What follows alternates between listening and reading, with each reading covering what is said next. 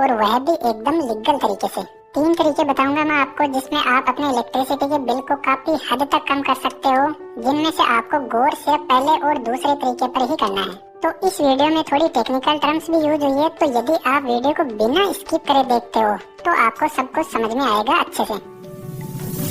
इसको समझने के लिए सबसे पहले आपको अपने घर का लोड समझना होगा।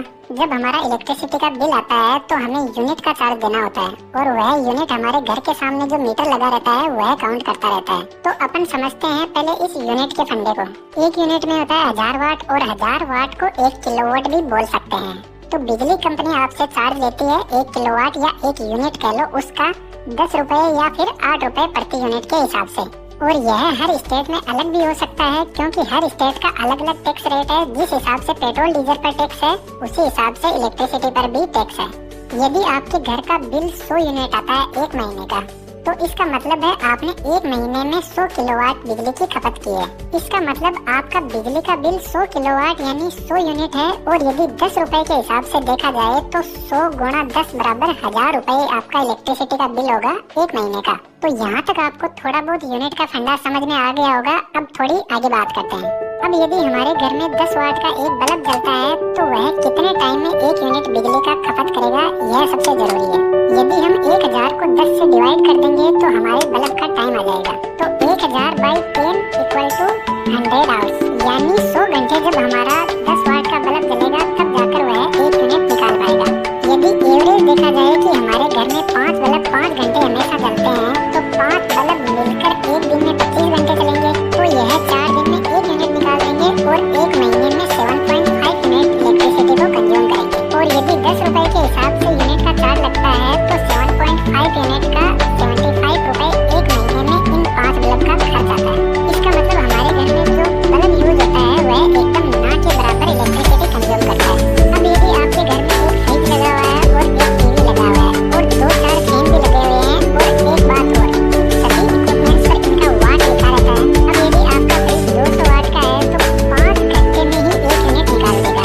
और यदि हमारा फ्रिज दिन में 15 घंटे चलता है तो 1 दिन में 3 यूनिट निकाल देगा। और 1 महीने में 90 यूनिट यानी 10 रुपए के हिसाब से 900 रुपए हमारे सिर्फ फ्रिज का खर्च आता है 1 महीने का।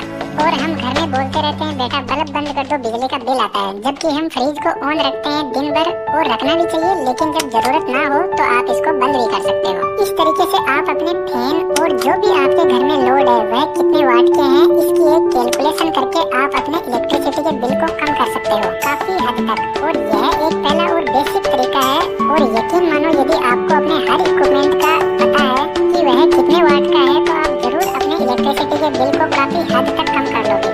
अब आते हैं अपने दूसरे तरीके पर, और यह बहुत ही कारगर साबित हो सकता है आपके लिए। इसके लिए आपको सबसे पहले आपके घर का मीटर देखना होगा कि आपका जो यूनिट आ रही है उसको वह मीटर कैसे मेजर कर रहा है। यदि आपका मीटर किलोवाट आवर में यूनिट निकाल रहा है तो आपको टेंशन लेने की कोई जरूरत नहीं है। लेकिन यदि आपका meter kilo volt ampere hour में यूनिट निकाल रहा है तो आपको टेंशन लेने की जरूरत है। और कुछ बिजली कंपनियां यदि हमारा मीटर किलोवाट आवर में रीडिंग दे रहा है और हमारा पावर फैक्टर लो है तो बिजली कंपनियां एक्स्ट्रा चार्ज भी करती है उसके लिए। यह पावर फैक्टर क्या होता है आपको आगे समझ में आएगा। अब यहाँ किलोवाट के आगे एस लगा हुआ है, इसका मतलब है आवर यानी किलोवाट आवर। तो इसमें आपको कंफ्यूज नहीं होना है, यह सेम वही चीज है। जैसे 10 वाट का बल्ब है और 100 घंटे चलता है तो वह 1000 वाट यानी 1 यूनिट खर्च करेगा, और इसी को बोल देते हैं हम किलोवाट आवर। अब मैं यहाँ पे आपको थोड़ी सी गणित समझाता हूँ, इसको ध्यान से सुनना। हमारे घरों में 2 टाइप के लोड होते हैं, एक जिसमें मोटर लगी रहती है जैसे हमारा फैन हुआ, हमारा फ्रिज हुआ या हमारा एयर कंडीशनर है, और कोई भी ऐसा लोड जिसके अंदर कोई लगी हुई है उसको अपन रखते हैं पहली कैटेगरी में। और यह जो पहली कैटेगरी के लोड है इनको बोलते हैं हम इंडक्टिव लोड। और जो दूसरे टाइप का लोड है जिसमें हमारा बल्ब होता है 100 वाट का और हमारा हीटर होता है, और भी घर में ऐसे लोड जिनको ऑन करने पर उनमें से हीट निकलती है, उनको बोलते हैं रजिस्टिव लोड।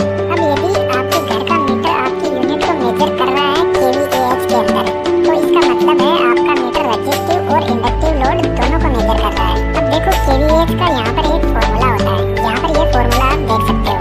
इस फॉर्मूले में यह kWh है, इसको बोलते हैं रजिस्टिव पावर, जो रजिस्टिव लोड से मिलती है, जिसे एक्टिव पावर भी बोलते हैं। और यह kVArx जो है यह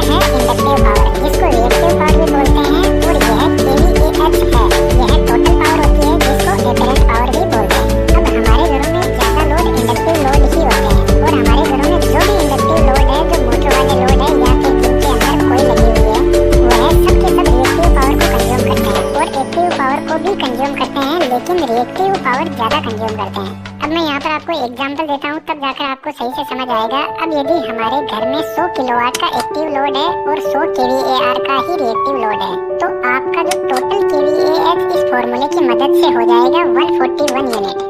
लेकिन यह kVARH वाला लोड है, इसको अपन अपने घर में आसानी से जीरो कर सकते हैं। और यदि मान लो आपने इसको जीरो कर दिया, तो फिर जो बिजली का बिल आएगा इसी फॉर्मूले की मदद से वह होगा सिर्फ 100 यूनिट, यानी पूरा 41 यूनिट कम हो गया। यदि परसेंटेज में देखें तो 100% से आपका बिल 70% तक हो गया है। और यदि मोटा मोटा हिसाब लगाए, यदि आपका बिल 1000 रुपए का है तो अब वह 700 रुपए आएगा, और यदि 3000 रुपए का है तो अब वह 2100 रुपए तक आएगा। अब बात आती है कि यह जो रिएक्टिव पावर है इसको जीरो कैसे किया जाए।